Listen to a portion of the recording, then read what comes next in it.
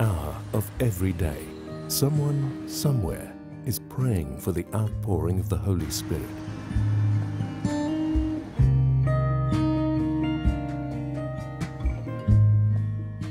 "777", praying at 7 a.m. and 7 p.m., 7 days a week.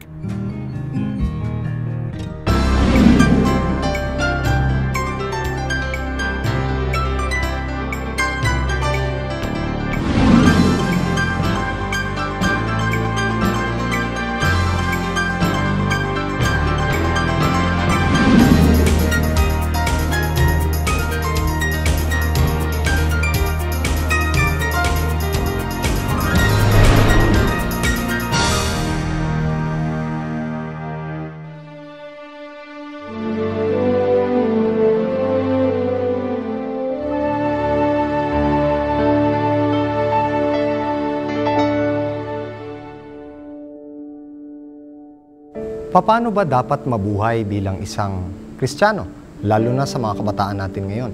Karamihan sa atin nakikiuso lang, o kaya kung ano napanood natin, yun ang ating ginagawa. Karamihan din sa mga kabataan ngayon ay nadadala ng tinatawag na peer pressures. Paano nga ba mabuhay bilang isang Kristiyano? Ano ba ang sinasabi ng Biblia tungkol dito? At paano ba ng Panginoon pinabanggit sa atin ang kanya pong pamantayan? Sa ating pag-aaral ngayon, ating pagtutuunan ng pansin ang may kinalaman sa isang Kristiyanong pamumuhay. Dito lamang sa programang What Jesus Believes. Ayan, makakasama muli natin si Pastor Gatos Pastor sa ating talakayan ngayon. Maraming salamat, Pastor Brian. Kumusta po muli kayo, mga ginigiliw po namin sumusubaybay ng palatuntunan ng What Jesus Believes. Ang hangad po namin ay mapaglingkuran kayo at lalo higit, may lapit po namin kayo sa paanan ng ating Panginoon Jesus at masayang namumuhay bilang mga Kristiyano. Ayan, napakaganda po ng talakay natin, Pastor. Pero bago po natin simulan yan, imbitahan po natin ang ating Panginoon sa pamamagitan ng panalangin. Dakila po naming Diyos, ipinagpapakumbaba po namin ang aming mga sarili sa inyo. Tulungan niyo po kami, Panginoon, sa bawat pahina na aming bubuklatin, ay ipagkaloob din naman po ninyo, Panginoon, sa amin ang karunungan. Maraming salamat sa pagkakataong mag-aral ng Biblia sa pangalan ng aming Panginoong Hesus. Amen. Amen. Pastor, gusto ko pong simulan ito sa isang magandang tanong, lalo na sa mga kabataan. Ano po ba ang pamantayan ng Panginoon kung paano mabubuhay na isang Kristiyano? Dito, kapatid na Brian, sa Roma 12:1, ganito ang wika ng lingkod ng Panginoon. Kaya nga, mga kapatid, ipinamamanhik ko sa inyo alang-alang sa mga kahabagan ng Diyos na inyong iharap ang inyong mga katawan na isang haing buhay, banal, nakaaya-aya sa Diyos, na siya ninyong katampatang pagsamba. So dito, Pastor Brian, nababanggit dito ang tinatawag na ahing buhay. At yun ay napapatungkol sa sino mang taong nabubuhay dito. Ang kanyang katawan ay kinakailangan iharap sa Panginoon Diyos. Hindi lamang yon bilang isang ahing buhay, kundi banal. Banal. Na maging kaaya-aya tayo sa Diyos. Ang ibig sabihin, merong pamantayan ng Diyos na hinahangad niya sa isang anak niya, maging lalaki o babae, na iharap niya ang kanyang sarili. Parang sakripisyo, Pastor, no? Sakripisyong malaki ito na mabuhay siyang may kabanalan. Di po ba yung hain, Pastor, ito yung mga tupa na pinapatay sa patayan? Bakit po inihalin tulad dito, Pastor, ang sapagkat nung unang panahon, kapag pinag-usapan ng paghahandog, kasi may kinalaman ito sa paghahandog ng ating sarili sa Diyos. Kapag ikaw ay naghandog nung unang kapanahunan, ay kinakailangan walang kapintasan. Dungis, ano? Walang dungis ang tupa na yung yahandog doon sa sanktuaryo na pinangangasiwaan na rin ng saserdote. So, paano po ihaharap ang katawan bilang haing buhay sa Panginoon na kalugod-lugod, Pastor? Ito sa aklat ng Roma 12:2, ganito ang sinasabi. Huwag kayong magsiyaon o magsiayon sa sanglibutan ito, kundi mag-iba kayo sa magitan ng pagbabago ng inyong pag-iisip, upang mapatunayan ninyo kung alin ang mabuti at kaaya-aya at lubos na kalooban ng Diyos. So isa sa mga paglakad ng matuwid at banal na inihahandog ang sarili bilang ahing buhay sa harap ng Diyos, ay ang pag-iiba natin ng ating mga pag-iisip at hindi pag-ayon sa sanglibutang ito. Sapagkat dito sa sanglibutang ito, ay lahat na ng karumihan ay narito. Kaya nga, tinatagbilin ng ating Panginoon Jesucristo sa atin, tayo ay mabuhay na narito sa sanglibutan, pero hiwalay sa mga gawa ng sanlibutan. At hindi tayo magsiayon na mag-iba daw tayo ng ating pag-iisip. Pastor, paano po ba mag-iiba ng pag-iisip? Anong klaseng pag-iisip po ito? Dito sa aklat ng Pilipos, Kapitulo 2, ang talatay 4. Una, huwag tingnan ng bawat isa sa inyo ang sa kanyang sarili, kundi ang bawat isa naman ay sa iba't iba.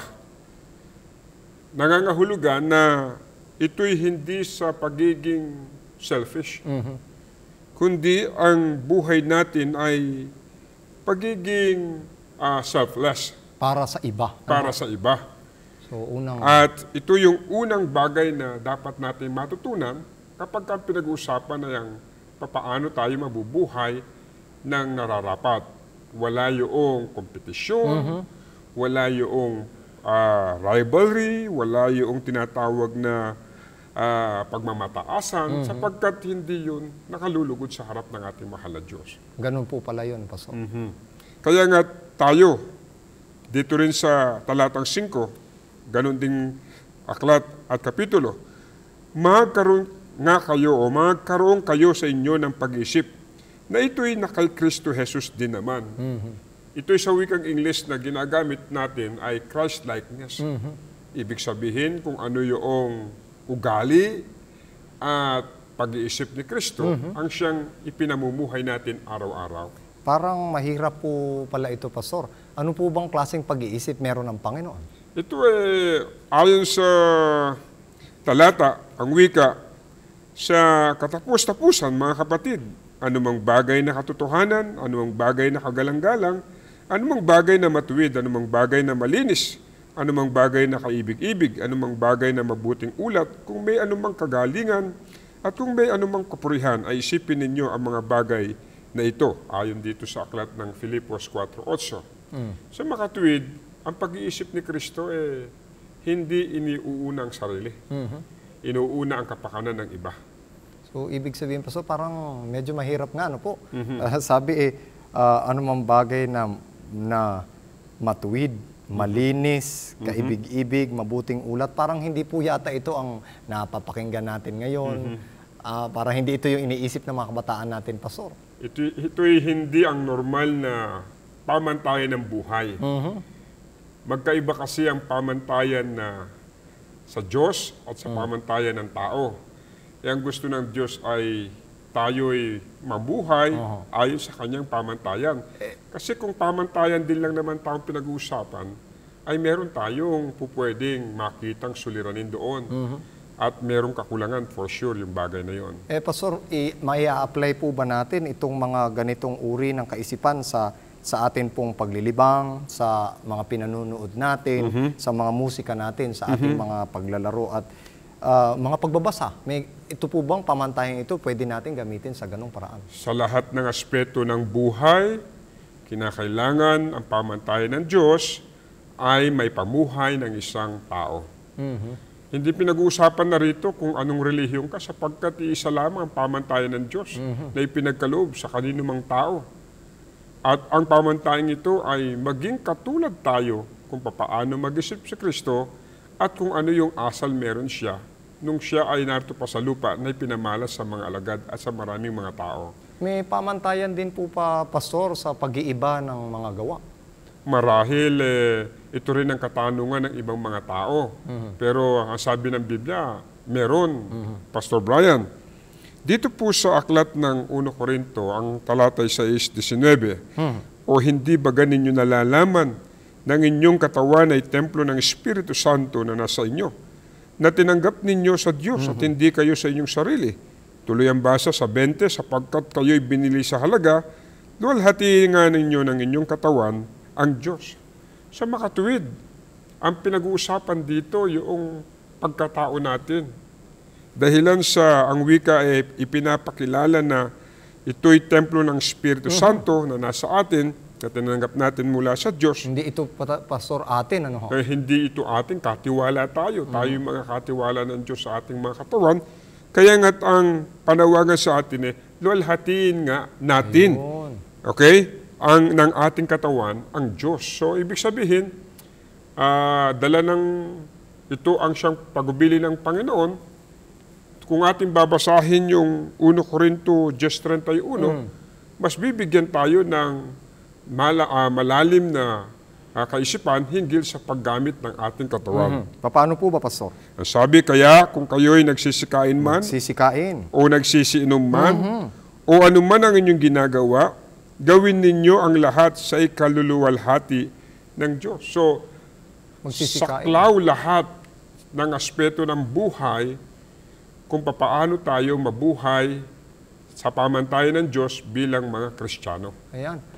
Pastor, napakaganda po ito. Mga minamahal na kapatid, pag-aralan po natin na may napakaganda po itong bagay na ito. Yung palang pagkain, pag-inom, at ano man ang ating gagawin, kailangan ang direksyon pala ito ay pagluluwalhati sa Panginoon. Ano po yung mga practical, Pastor, na mga bagay na mababanggit nyo tungkol dito? Tungkol sa bagay na ito, sapagkat binigkas ng Diyos sa kanyang mga salita, ang pagkain, o yung likido na iniinom natin, o ano man yung ginagawa natin. Ibig sabihin, nakikipagkaibigan man tayo, at tayo man ay nagtatrabaho sa isang kumpanya, o tayo man ay kumakain sa restaurant, sa fast food, o sa anumang lugar na tayo kakain at magpapasok ng pagkain sa ating mga bibig, alalahanin natin dapat ang primary thinking natin lagi ay makapagbibigay luwalhati sa ating Panginoon Diyos. Sa ngayon, napakarami ng mga tao na pinabayaan at winalang halaga itong bagay na ito na kung paano sila makapagbibigay luwalhati sa ating mahal na Diyos. At isa diyan ay tutunghayan natin sa aklat ng Kawikaan, Kapitulo 20, ang talatay 1. Ang alak ay manunuya, ang matapang na alak ay manggugulo, at sino mang napaliligaw sa kanya ay hindi pantas. Sa mga tuwid, Pastor Brian, So yung pong alak, Pastor, pala. yun ay isang likido na pinapasok. Ano man ang wika ang inyong iniinom, ang wika ng Biblia, ay magbigay kaluwalhatian sa Panginoon. Sapagkat alam naman natin ang epekto ng alak. Maging ang siyensya ay pinatutunayan na hindi nagdudulot ng mabuting resulta ang pag-inom ng alak. Lagi pong kahihiyan, Pastor, ano? Disgrasya. Bagamat ang marami sa mga nagsasabi na inumin daw ng tunay na lalaki. Pero dito magkaibang sinasabi ng Biblia. Hindi raw ito nagpapatalino, Pastor. Kundi ang wika, ang sino mang napaliligaw sa kanya ay hindi pantas. Kung hindi ka pantas, so hindi ka marunong. Ano tawag doon? Pastor, yung alak po talagang obvious na nasa Biblia. Paano naman po yung mga paninigarilyo, pagdodroga? Wala naman daw po yun sa Biblia. Yan po ang ating sasagutin sa mga sandaling ito. Kaya mga kaibigan, wag po kayong bibitaw sa atin hong pag-aaral. At susubaybayan po ninyo ang aming pong pagbasa ng mga talata. At meron pong talata dito, Pastor Brian, sa 1 Corinto 3:17. Gusto kong ito'y maging maliwanag din sa ating mga kababayan. Opo. Ang wika, kung gibain ng sino man ang templo ng Diyos, siya'y igigiba ng Diyos, sapagkat ang templo ng Diyos ay banal, na ang templong ito ay kayo. Sa papanong paraan po ba, Pastor, gigibain ng tao ang templo ng Diyos? Ay sa paraan na kapag ka anumang bagay na ipinasok sa kanyang bibig, ay makapipinsala ng labis. At ang katawang ito, kapag ka ito'y magkasakit, eventually, pupunta tayo sa hospital at labis ang pagkakasakit, eventually, kamatayan ang idudulot nitong bagay nito. So, dito po, Pastor, kasama, saklaw dito yung droga, yung mga caffeine na pinapasok natin. At marami pang iba. Bakit po, Pastor, ito ay mahalagang pag-aralan, itong mga bagay na hindi dapat sisira sa ating katawan? Sapagkat unang-una sa lahat, yung binasa ko po sa inyo kanina, na ang wika'y, hindi ba ganin nyo nalalaman na kayo, ang inyong katawan ay templo ng Espiritu Santo. Pero mainam pong basahin natin ang Deuteronomio 14:2. Sapagkat ikaw ay isang banal na bayan sa Panginoon mong Diyos. At ikaw ay pinili ng Panginoon upang maging bayan sa kanyang sariling pag-aari. Na higit sa lahat ng mga bayan na nasa ibabaw ng lupa. Okay? At huwag kang kakain ng anumang karumal-dumal na bagay. Ano po ba yung mga karumal-dumal na bagay, Pastor? Ito yung mga pagkain binigyan ng pagkakaiba ng Diyos na hindi dapat ipasok sa ating katawan. Kagaya po ng? Halimbawa, dito kapatid na Brian, sa Levitico ang Kapitulo 11 at 7 at 8, ito yung mga talatang nagbibigay ng halimbawa sa mga bagay na dapat nating kainin at hindi kakainin. At in-specify dito ay isang klase ng hayop. At ang baboy, sapagkat may hati ang paa at baak, datapwat hindi ngumunguya, karumal-dumal nga sa inyo. Huwag kayong kakain ng laman ng mga yaan, at ang bangkay ng mga yaon ay huwag ninyong ihipuin, mga karumal-dumal nga sa inyo. Sa makatwid, merong isang halimbawa, pagkakilala na binigay ang Diyos, Kung ano yung karumal-dumal? na ano yung karumal-dumal na dapat nating iwasan, at yung mga bagay na dapat lamang ibigay ng Panginoon sa atin. At yan ay paglilingkod din natin sa mga dati na pag-aaral po natin. So ang dahilan dito, Pastor, sapagkat sinabi ng Panginoon, ito yung karumal-dumal, parang pamantayan na dapat natin sundin. So yan sa mga pamantayan na ibinigay ng Diyos pagdating sa mga pagkain sinusubo po natin at pinapasok sa ating katawan. Ay, Pastor, meron din po bang pamantayan sa, halimbawa, sa pananamit o sa iba pang bagay? Meron po mababasa dito sa unang sulat ni Pablo kay Timoteo, Kapitulo 2, ay ang talata ay 9. Gayon din naman na ang mga babae ay magsigayak ng mainhing damit na may katimtiman at hinahon, hindi ng mahalagang iyas ng buhok at ginto o perlas o damit na mahalaga. Kundi siyang nararapat sa mga babae na magpakabanal sa magitan ng mabubuting gawa. So ang damit na binabanggit dito, Pastor, pala ay ugali, di po ba? At hindi yung nakikita sa panlabas. Bagamat yun ay kinakailangan din natin isaalang-alang sapagkat meron din mga pamantayan ng Diyos na specific na ibinigay sa atin para sa pananamit natin ay doon makikita na ang pag-uugaling natatago sa ating mga puso. So ibig sabihin, yung sa labas, pag nakikita, parang nakikita na rin yung sa loob. Kasi nagsasalita ang mga bagay na ipinapahayag natin sa panglabas nating kaanyuan.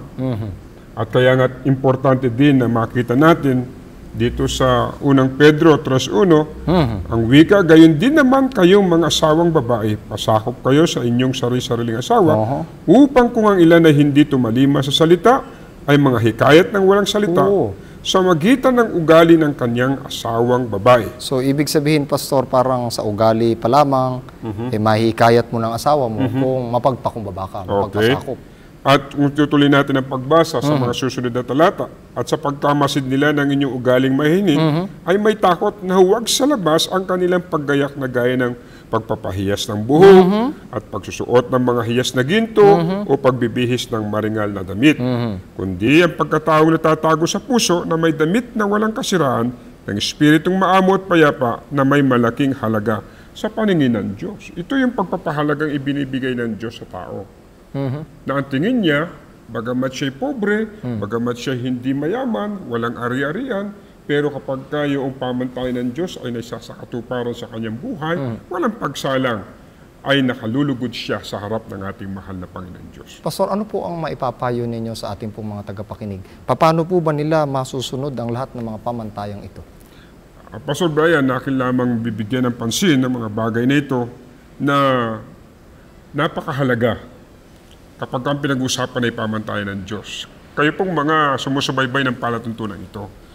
Ito po'y panawagan ng Diyos na bilang Kristiyano ay kinakailangan mayroong pagkakaiba kung papaano po tayo mabuhay. Maging sa ating mga kinakain, maging sa ating mga iniinom, o ano man ang ating ginagawa, ay kinakailangan may sakatuparan ang kabutihan ng Diyos para sa atin at may pamalas natin sa tao na tayo nga ay mga Kristiyanong tinubos ng dugo ng ating Panginoon Jesucristo. Kaya nga't lalakad tayo na merong kahinhinan at hindi sa pagmamayabang at hindi tayo nagsisikap kung paano natin na dadaigin ang ating kapwa, kundi makikipagsalamuha tayo ng naayon sa sinabi ng ating Panginoong Diyos. Napakaganda po, Pastor. At sa mga minamahal po namin tagapakinig, pakinggan po ninyo ang isang pagpapakita ng ebidensya ng isang pagbabagong Kristiyano sa pamamagitan ng mga patotoong ito. Ang buhay ko noon ay isa po akong magiinom, sumasama sa mga kabarkada. Nang madaling araw na kami umuwi, tapos lasing, lahat ng kalayawan ay nagagawa ko sa pagkain, nakakain ko. Ang pananaw ko sa buhay noon parang wala lang, hindi ko nakilala si Jesus kasi nung magsisimba ako, umaalis po ako pagkatapos ng simba, doon, labas po kami, niyaya po ako ng mga kabarkada, tapos simba, inuman, tapos parang wala lang sa isip ko yung magsisimba. Tapos pag araw ng Holy Week, sumusunod po kami sa mga santo. Pagkatapos ng procession nun, iyaya kami inom. Tapos inom na naman kami. Ganun. Pero parang pangit, parang wala na ako walang kabuluhan, parang hindi maganda ang dati kong buhay. Ngayon, nakikilala ko si Jesus. So marami po ngayon ang nagbabago marami pong blessing ang natatanggap ko.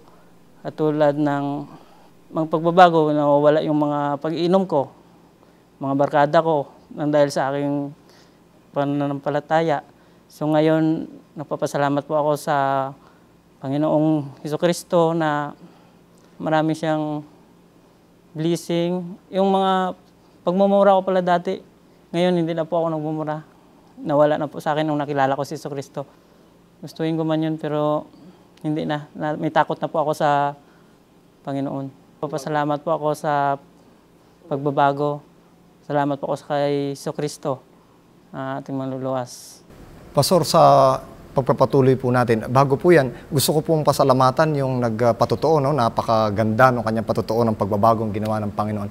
Pastor, meron din po bang binabanggit tungkol sa paano magiging iba ang isang Kristiyano sa kanya pong pag-uugali? Napakagandang tanong yan, Pastor Brian. Atin hong tutunghayan ang aklat po ng Efeso.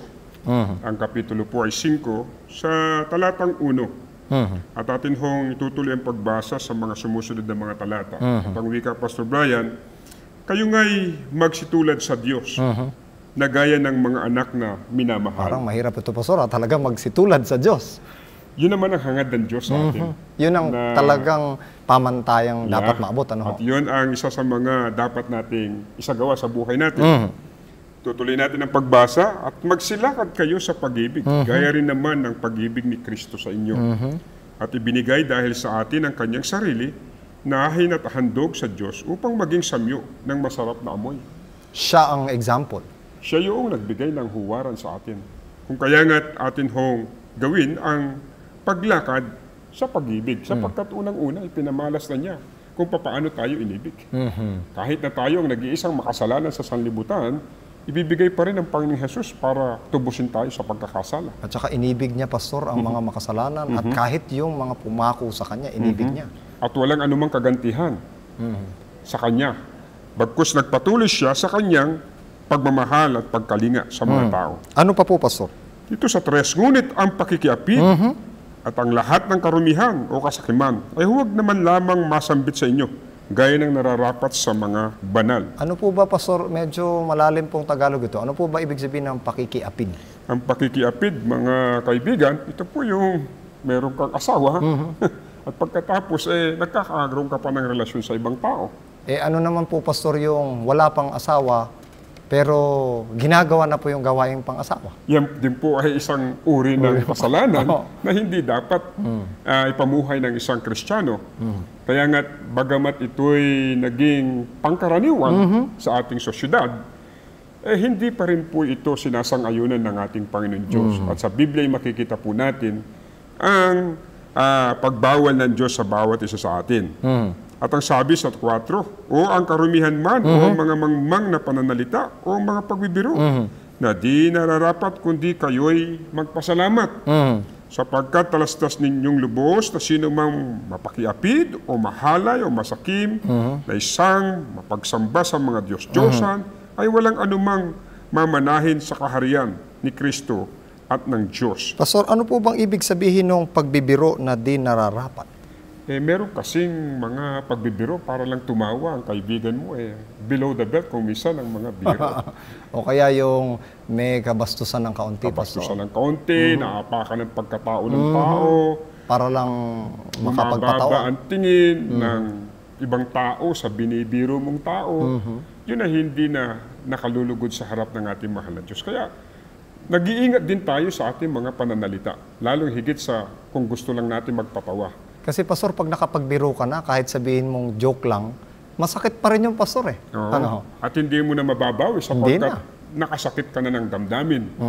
At dito pa, Pastor Brian, ang wika dito sa 6, huwag kayong madaya ng sino man ng mga salitang walang kabuluhan sapagkat dahil sa mga bagay na ito'y dumarating ang galit ng Diyos sa mga anak ng pagsuway at huwag kayong makibahagi sa kanila. At yun yung pinakahuli na huwag kang makisawsaw. makisawsaw, makisalamuha, at huwag mong dagdagan pa ang kanilang mga ginagawa.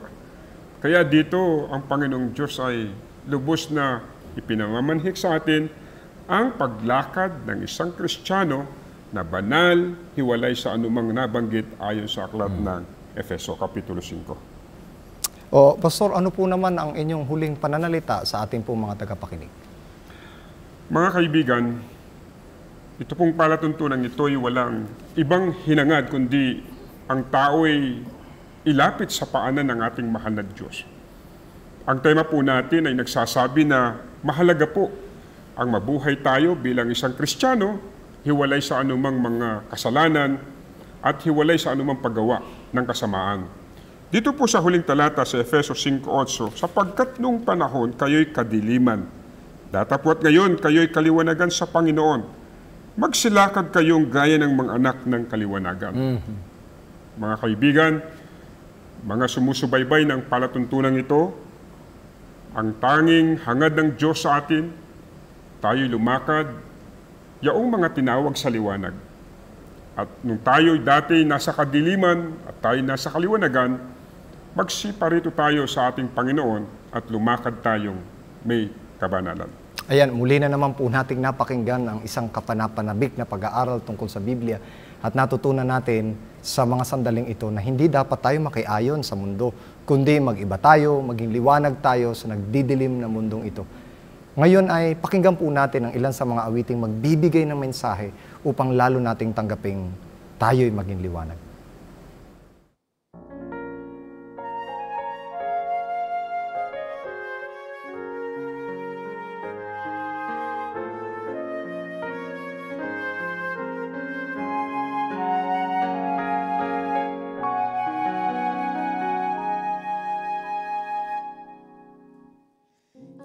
Use me, Father, to go and tell the world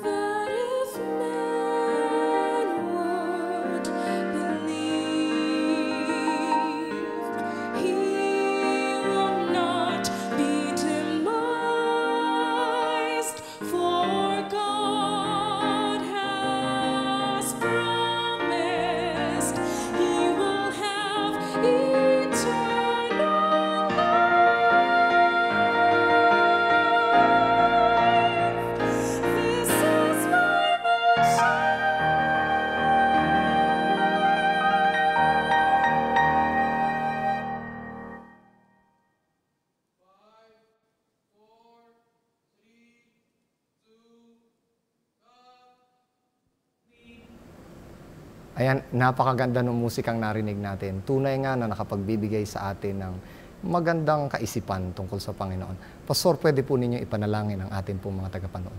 Tayo po'y manalangin. Mahabagin po namin Diyos, Ama naming banal na nasa mga langit. Opo. Sadyang kibuti po ninyo sa amin sapagkat muli po ninyong itinuro sa amin ang mamuhay bilang isang Kristiyano sa Yes, mundo ito.